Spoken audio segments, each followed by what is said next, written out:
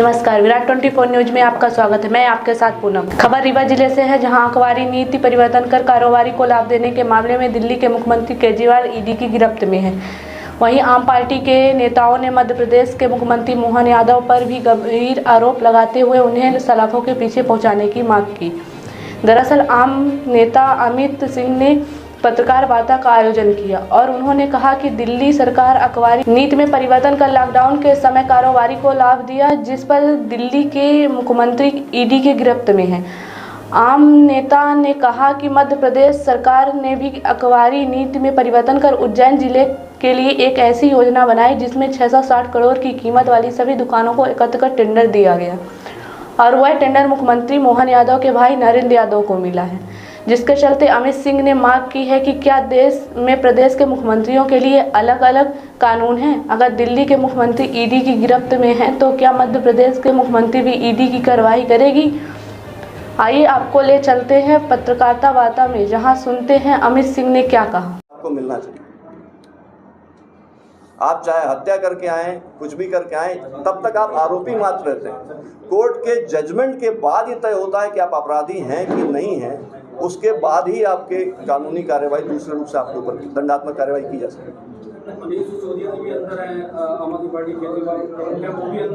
चुनाव में क्या करेंगे? इसका आयाम बड़ा है। ये आपने सवाल कर लिया केवल आम आदमी पार्टी के दायरे का, ये और व्यापक है। कौन कौन जा सकते हैं? अखिलेश भी जा सकते हैं, हेमंत सोरेन चले गए। जहां भी भाजपा का अच्छा स्थानीय विरोध है वहां का सीएम जेल जाएगा, ये पॉलिसी है भाजपा की।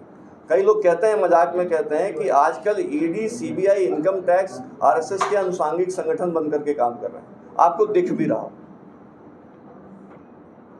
जी, एक सवाल स्थानीय है जी। रीवा में सांसद जनार्दन मिश्रा पहले भी जब ये मसला आया केजरीवाल जी का या फिर अगेंस्ट में जो पार्टियां हैं उनका, उन्होंने कहा कि इन सब ने चोरी की है, ये समय समय पे सब जेल जाएंगे और अभी जो बाकी बचे हुए हैं वो भी चले जाएंगे। जी। यहाँ की जो लोकल इश्यूज हैं, चूंकि अब आपको लोकसभा चुनाव में जाना है, यहाँ आपका कैंडिडेट नहीं है लेकिन आप लोगों को समर्थन करना होगा। जी। आपको क्या लगता है मेजर वो कौन से इश्यूज हैं जो जिससे बीजेपी का यहाँ पे काउंटर हो पाएगा इस कॉन्स्टिट्यूंसी पार्लियामेंट कॉन्स्टिट्यूंसी?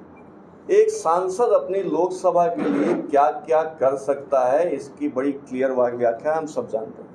3 तरह के आयाम होते हैं जिसमें बंटवारा है। एक स्टेट लिस्ट होती है, एक साझा लिस्ट होती है, केंद्र और स्टेट मिलकर के काम करते हैं, और एक सेंटर की लिस्ट होती है। सारे कार्य क्षेत्र चिन्हित हैं कि क्या काम केंद्र सरकार क्या करती है, क्या काम केंद्र सरकार और राज्य सरकार मिलकर करती है, क्या राज्य सरकार के पहले। हमारी मध्य प्रदेश की सरकार केवल स्टेट लिस्ट में काम कर सकती है।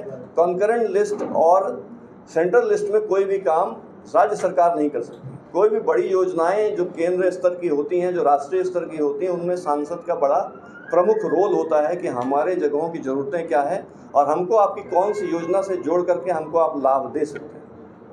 एक ज़िले में पूरी दुनिया नहीं बसाई जा सकती। किसी न किसी के राष्ट्रीय स्तर के सहयोग से वो ज़िला बड़ा बनता है, जब वो कनेक्ट होता है अन्य ज़िलों से, अन्य विशेषताओं को लिए। सांसद का रोल है कि वो रीवा के लोगों को विंध्य, आपको बता दूं, विंध्य आज तक इंटरनेशनल रैंकिंग में लगभग अफ्रीका देश के सोमालिया, चाड जैसे देशों से भी प्रगति में पीछे आंका जाता है। इस राज्य की में विंध्य क्षेत्र का अलग से अगर अपन स्टडी करें तो हम तो चाहते थे कि सांसद ऐसा मिले उस कमी को के गैप को भर सके और भारत की प्रगति के साथ विंध्य क्षेत्र को भी जोड़ सके। आप सांसद जी के बारे में मैं ये कोई कमेंट नहीं, साक्ष्य बता रहा हूँ कि जब सांसद निधि उनको मिलती है तो कई ऐसी जगहों पर दे देते हैं जो स्वयं कमाने वाले और रिच संस्थान हैं, जैसे रेलवे। सांसद निधि से रेलवे प्लेटफॉर्म में कुर्सियां लगती। रेलवे एक व्यापारिक उपक्रम है, वो अपना मुनाफा कमाता है, अपना मुनाफा खर्च करता है, उसके लिए सांसद निधि नहीं बनी। तो शायद अज्ञानता हो या अनभिज्ञता हो, रेल को ही अगर निधि देते हैं। यहाँ सरकार, आप लोग पत्रकार हैं, हमसे ज़्यादा रोज का जनता का दर्द अस्पतालों का आप समझते हैं। न्याय व्यवस्था, थाने कैसे चल रहे हैं, अदालतें कैसी चल रही हैं, राजस्व की आप जानते हैं। तो क्या हमें यहाँ जो क्षेत्र में स्थानीय जनता की ज़रूरतें हैं, सांसद उसको अगर नहीं देखेंगे, सेंट्रल स्कूल जो प्रॉफिट का उपक्रम है, रेलवे जो प्रॉफिट का उपक्रम है, अब एयरपोर्ट को भी कुछ दान देते शायद चल रहा है काम, तो उनको भान ही नहीं है कि हमारे दायित्व क्या हैं और जनता की अपेक्षाएं क्या है।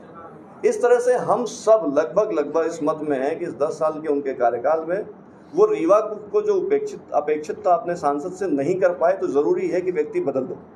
अगर एक व्यक्ति नहीं कर पा रहा तो कोशिश करिए कि समाज से कोई दूसरा सक्षम व्यक्ति जो जनता के हित में सोच करके काम कर सके, विंध्य प्रदेश को अपनी प्रगति की ऊंचाइयां दे सके, वैसा सांसद लाइए। अमित जी, क्या ईडी द्वारा जितने भी आरोप लगाए गए हैं आम आदमी पार्टी के संयोजक के ऊपर, ये सब सारे बेलेबल ऑफेंस के अंतर्गत आते हैं? कोई भी ऑफेंस जिसमें अरेस्ट पॉसिबल है उसमें बेल का प्रावधान होता ही होता है। All are bailable. दूसरी चीज, बहुत तय रूप से अभी कानूनी ये बातें चल रही हैं कि जिनमें कोई क्राइम टू द सोसाइटी या क्राइम टू ह्यूमन नहीं हुआ है और आर्थिक नेचर के हैं, उनकी अदालतें आर्थिक होंगी, क्रिमिनल पावर्स नहीं होंगे। इसलिए हर हाई कोर्ट की, कमर्शियल कोर्ट्स की बेंचेस चल रहे हैं। मेरे मत में, मैं बुद्धिजीवी नहीं हूँ कोई कि सबके बिहाफ में कह सकता हूँ, पर मेरे मत में ये सारे मामले ऑफेंस, फाइनेंशियल ऑफेंसेस के कैटेगरी में आते हैं। इनको बहुत दंडात्मक या क्रिमिनल ऑफेंस से इक्वेट नहीं करना चाहिए। समय आएगा जब आप देखेंगे कैसे सारे केवल फाइनेंशियल क्राइम्स का एक अलग कोर्ट होगा, अलग ट्रायल होगी, अलग पद्धति होगी। मेरे हिसाब से ही गलत कर रहे होंगे तब तो वो टेंडर प्रक्रिया में और उनको अलॉटमेंट हुआ। देखिए अमित जी, टेंडर की प्रक्रिया का एक बहुत स्वाभाविक स्वरूप क्या होता है कि अगर कोई भी टेंडर पॉलिसी से हटकर कोई एक्सेप्शन निकाल के किया जा रहा है तो उस एक्सेप्शन का एक्सप्लेनेशन होना चाहिए। दूसरी चीज, पॉलिसी स्टेट का कैबिनेट बनाता है। आबकारी आयुक्त को मेरे ही समझ से ये हक नहीं है कि वो उस पॉलिसी को परिवर्तित करके किसी जिला विशेष को अलग कर दे। फिर रही बात, आपने सवाल किया कि आपका सवाल क्या था?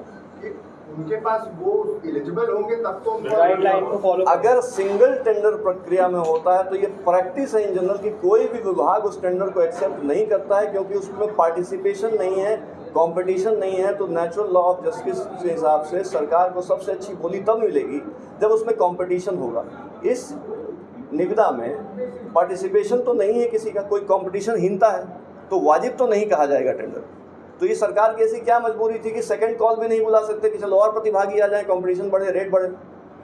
सरकार का उद्देश्य टेंडर से होता है अधिकतम लाभ।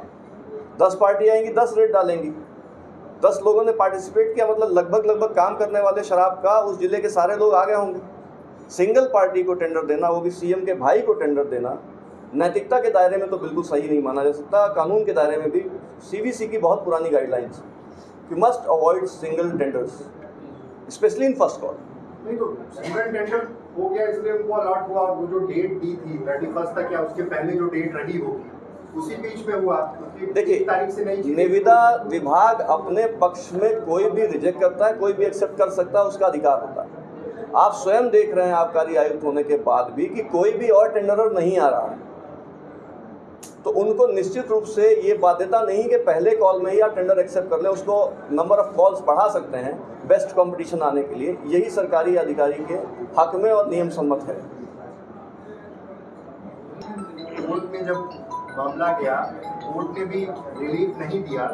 ऐसे एविडेंसेस तो रहे होंगे ईडी के पास कि नहीं हुआ, कोर्ट ने एक्सेप्ट किया और कहा कि नहीं, इस पर आगे चीजें होनी चाहिए, फाइलिंग जो भी है। एक बहुत इंपॉर्टेंट बात है जो कई बातचीत में राष्ट्रीय स्तर पर मैं देखता हूं कि ये चीज़ मिस आउट होती है कि पीएमएलए की पूरी व्यवस्था अलग।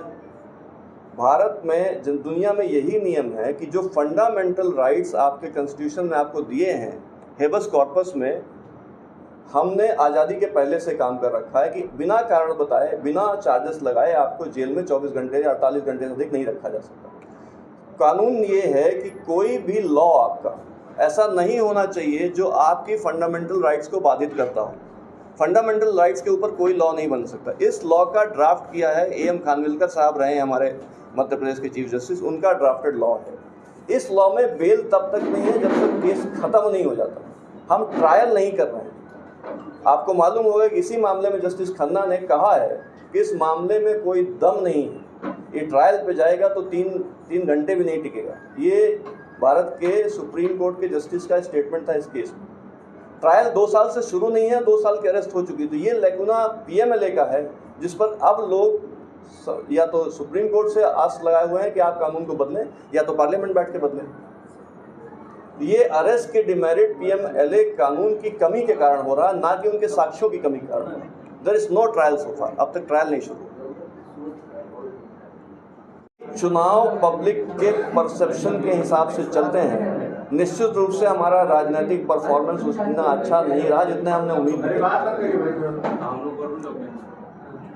पर पार्टी, संगठन और विचार आप जानते हैं नहीं मरते और चलते हैं, चलेंगे। और हम लोग हमेशा जनता के पक्ष में ही राजनीति करने के विचार से पार्टी में आए हैं।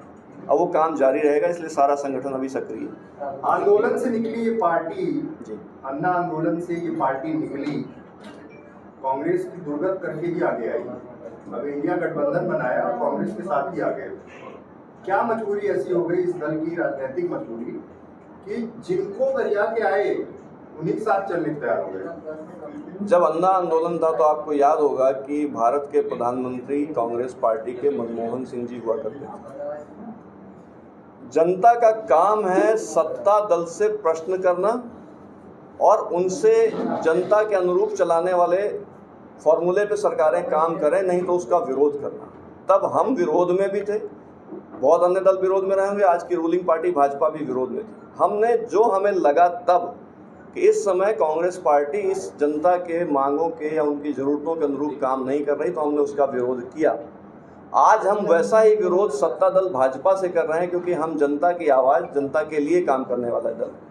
आंदोलन से निकली पार्टी आंदोलन करती रहेगी, आज भी कर रही है। आज भी आम आदमी पार्टी के लोग जनता के हक में जेलों में जा रहे हैं। हमारा संघर्ष जारी है। सत्ता में कौन है उससे हमें ज़्यादा राब्ता रहता है, कि जो सत्ता में वही तय करता है कि आदमी का आपके देश में जीवन स्तर कैसा होगा सरकारों के कार्यकलाप से। बुरा जो भी करेगा हम उसका विरोध करेंगे, जो अच्छा करेगा उसका समर्थन करेंगे। केजरीवाल जी की गिरफ्तारी के बाद अन्ना हजारे ने कहा कि मुझे उनके हाल पर दुख नहीं होता है, मैंने उनको 2 बार चिट्ठी लिखी। देखिए, ये उनकी व्यक्तिगत टिप्पणी थी। मुझे ऐसा लगता है कि अगर आपके माध्यम से मैं कुछ बोलूँगा तो वो भी व्यक्तिगत कमेंट कहलाएगा। पर मुझे याद है कि अन्ना आंदोलन के बाद अन्ना जी ने जो आज मोदी सरकार या भाजपा सरकार का कार्यकलाप है, आप देख भी रहे हैं कि लगभग डेमोक्रेटिक सेटअप में हर हिंदुस्तान का वासी जानता है कि डेमोक्रेसी के मानदंडों में मोदी सरकार बहुत निचले पायदान पे है। ये पूरा विश्व ऐसी बात कर रहा है। तब अन्ना जी का मैंने एक भी स्टेटमेंट मोदी जी के खिलाफ नहीं सुना। ऐसा क्यों है कि अन्ना जी किसी एक व्यक्ति के पीछे पड़ गए? कोई प्रतिस्पर्धा थी क्या कि हम ज़्यादा बड़ा नाम खड़ा कर देंगे? अन्ना जी का आज जनता के हक में ना बोलना भी संदेह देता है कि अन्ना जी क्या सही बोल रहे हैं, वाजिब बातें ही बस करते हैं, कि कुछ उनके ऊपर भी ऐसे प्रेशर्स हैं जिसके कारण उनको ये बातें करनी पड़ रही है।